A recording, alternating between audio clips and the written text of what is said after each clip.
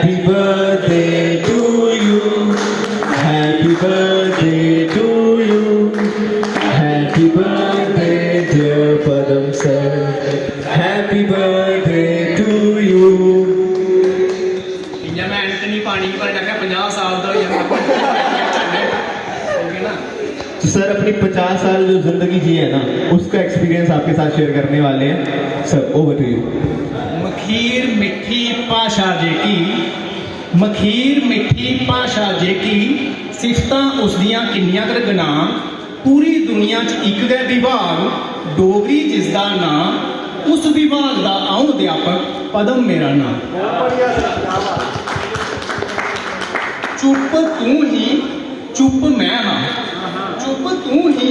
चुप मैं हाँ फिर भेत मना दा खोलिया कुन चुप तू ही चुप मैं हाँ फिर भेत मना दा खोलिया कुन ना तू बोली ना मैं बोलिया फिर बोलिया ते बोलिया कुन।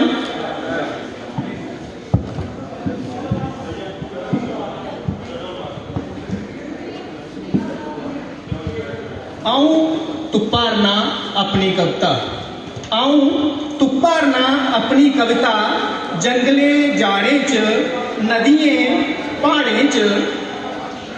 चनार चीड़ दयारें च शीतें दी कारकें च बीरें दी बारें च तवी चना दी लहरें च ग्रां शहरें च दिनें ध्यारें च जोरावर जिंदर दे बारे च जित्तो रणपत दे थारे च कोयल दी कूका च मजलूम दी सूका च समुंदर दी गहराई च बोली च बाई च जिस दिन मिली जाग आऊं सुनागा तुसेंगी अपनी कविता ते तुंदियां तालियां करगन समर्थन मेरा मेरे कवि होने दा पर अजय मिली नहीं आऊं तुप्पारना अपनी कविता। वाह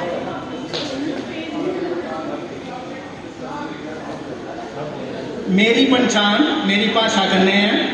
डोगरी साड़ी मां धरती दा जो सुर्ग खुआंदा धरती दा जो सुर्ग खुआंदा भारत दे सिर दा ताज है शेर बकरी ने किट्ठे पानी पीता संतूर जित्थों दा साज है